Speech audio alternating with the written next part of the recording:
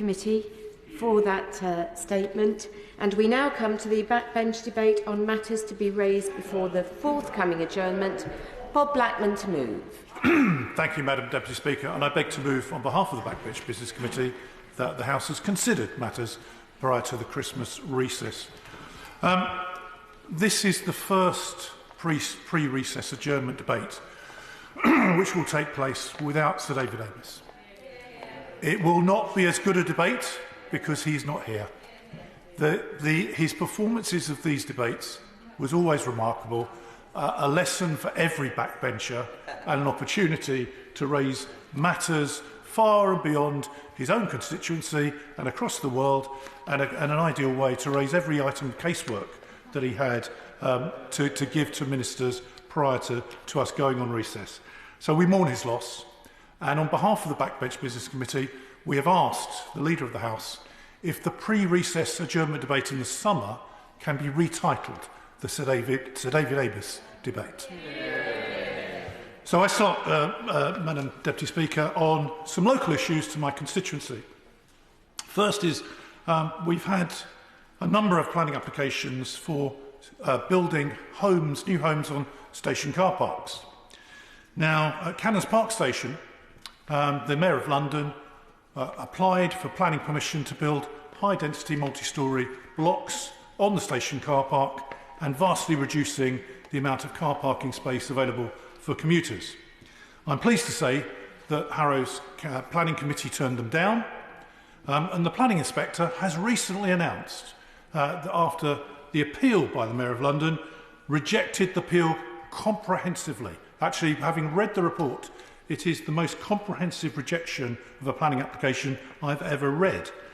So that is good news for my constituents. On Stanmore Station, which I've raised on many of these pre-recess adjournment debates, and my honourable friend is smiling already about the required lift at Stanmore Station. The Mayor of London has applied for planning permission to build all over the station car park that currently accommodates 3,500 cars. I'm pleased to say that the Harrow Council planning officers proposed rejection of the planning application to Harrow Council's planning committee. The planning committee unanimously turned down the planning application. But now, of course, the Mayor of London, who's the applicant for this planning application, has called it in for him to determine whether this planning application should be allowed to go ahead. I have asked ministers to keep a watching eye on this, that if the Mayor is marking his own homework, that they call it in and hold a proper independent planning inquiry before anything else happens. So that's, I think, is all important. Similarly, I raised at business questions the epidemic there has been in my constituency of thefts of catalytic converters from a number of cars. Over the summer, I was given information about many of these thefts taking place and took action with the local police to try and combat this epidemic. Sadly, recently, as I mentioned, we've had gangs of thugs with baseball bats turning up at people's offices, at people's homes, in broad daylight and late at night, threatening residents. Indeed, even if residents come out to examine what's going on, they say literally to them, "Do you want to try? I've got my baseball bat and I'll sort you out." This is, I will indeed give way on that. I thank my friend for giving way. I think this is seriously concerning, and the theft of catalytic converters taking place across the country. Does he agree with me that the Home Office and CPS need to treat these individuals, gangs as you say, as organised crimes? These are organised gangs working as gangs and should be considered as such and treated by the serious organised crime group, because only then will we deal with them, because these catalytic converters are stolen from Melton or your own patch on one day and are in Poland the next. I thank my honourable friend for her intervention. Clearly we need action. The problem is that the catalytic converters can be removed in literally 2 minutes. So by the time the police arrive, it's too late because they're gone. So I think one of the issues here is that the government needs to take action to ensure that precious metals that are taken from catalytic converters cannot be sold for cash. And that has to be one of the first measures that needs to be undertaken.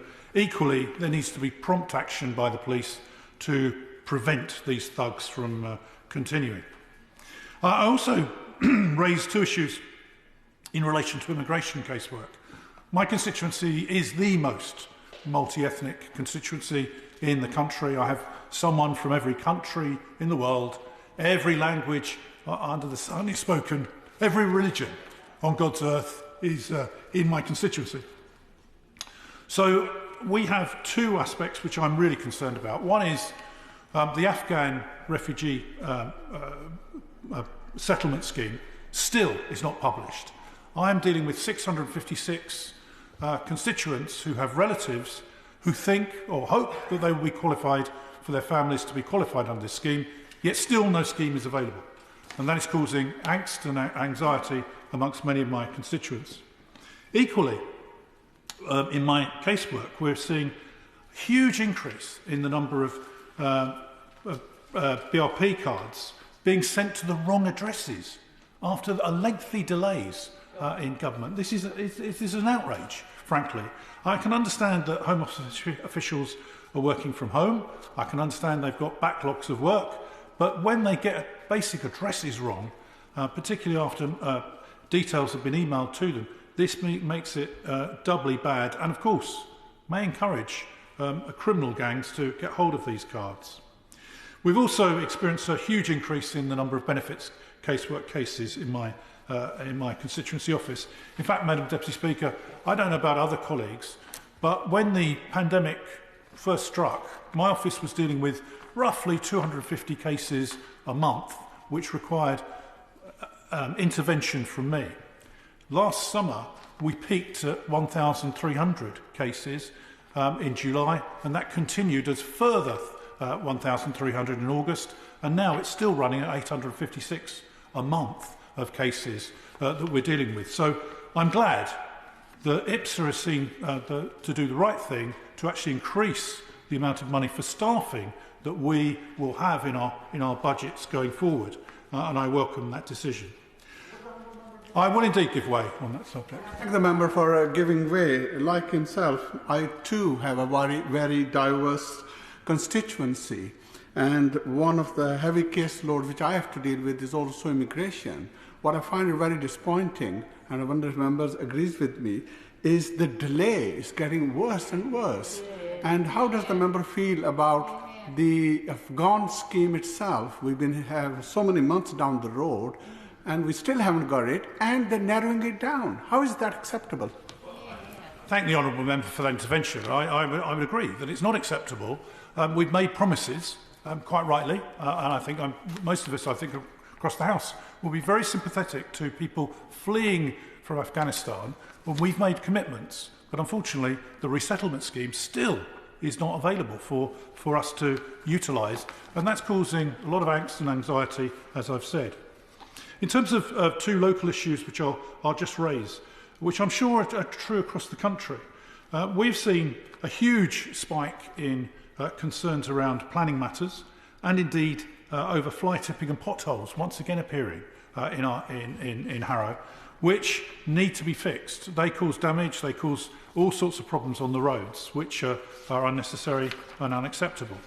We've also seen a very large spike in casework on houses in multiple occupation. Not registered ones, but illegal ones. And this, of course, gives rise to a lot of noise, nuisance and antisocial behaviour when these are springing up. And I'm sure that I'm not alone in experiencing this across the country.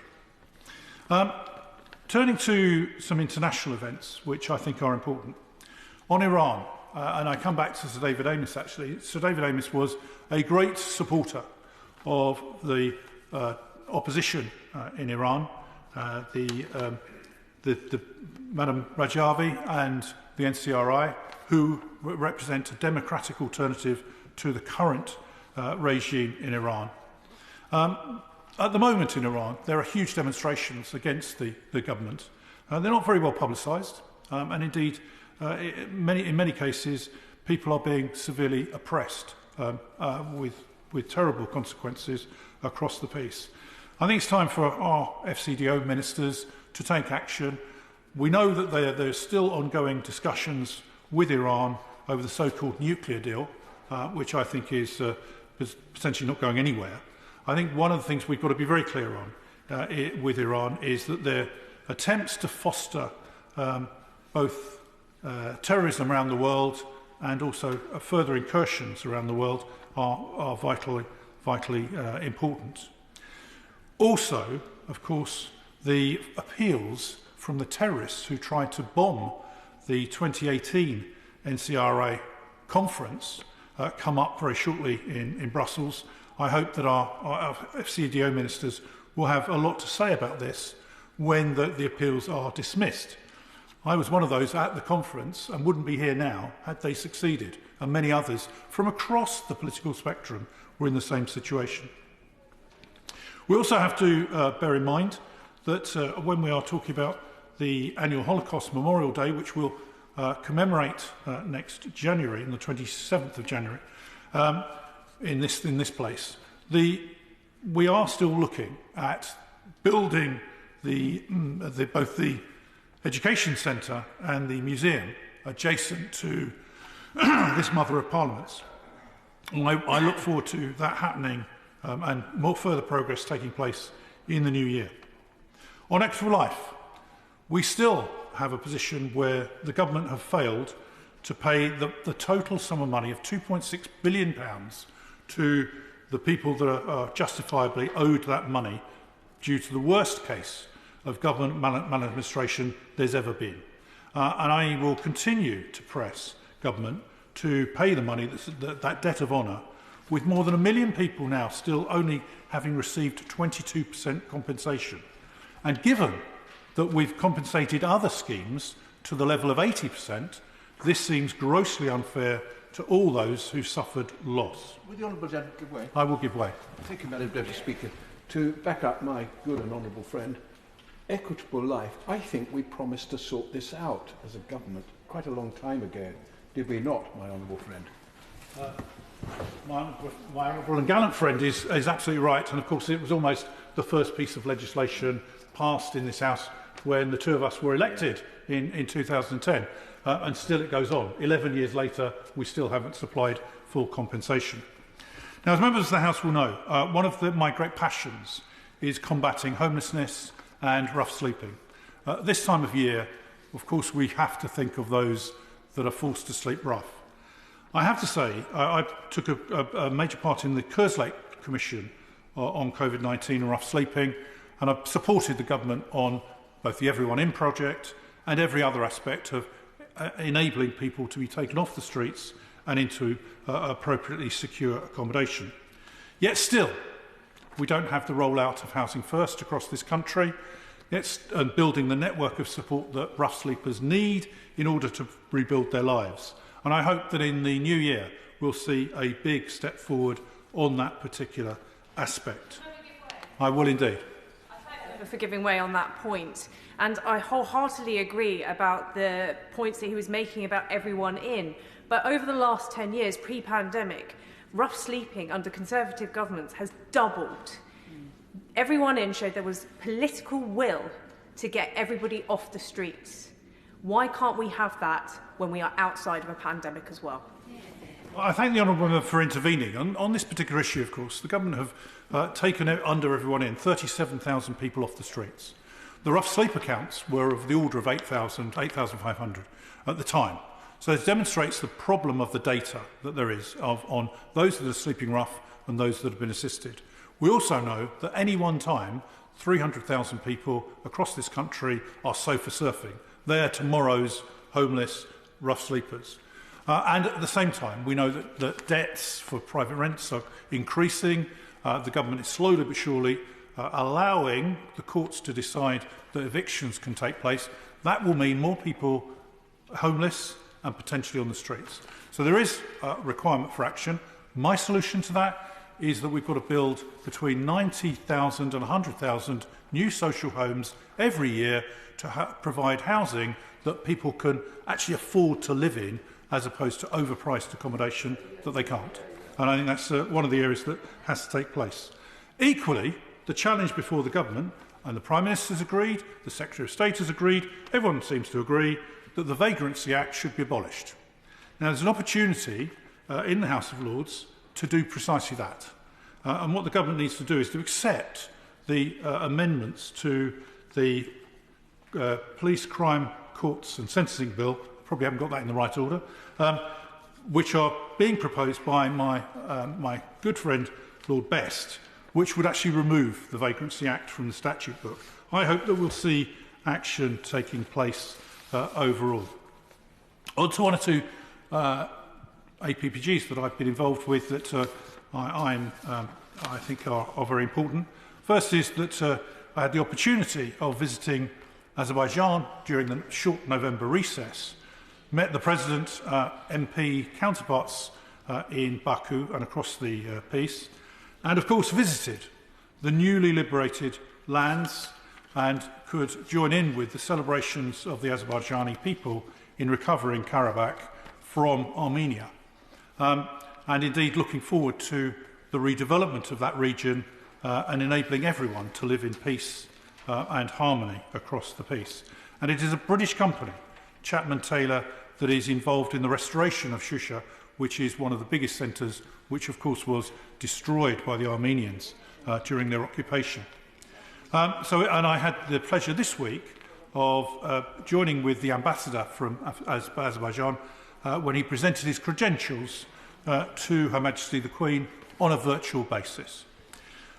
So, Madam Deputy Speaker, there are a whole host of other matters that I would raise, but I know that time is pressing and many other members wish to participate in this debate. So I'd just end by wishing you, all the speakers, all the staff, all the people that keep us safe, a very happy Christmas, but also, above all else, a happy, peaceful, prosperous and healthy New Year. The question is, as on the order paper, Asfal Khan.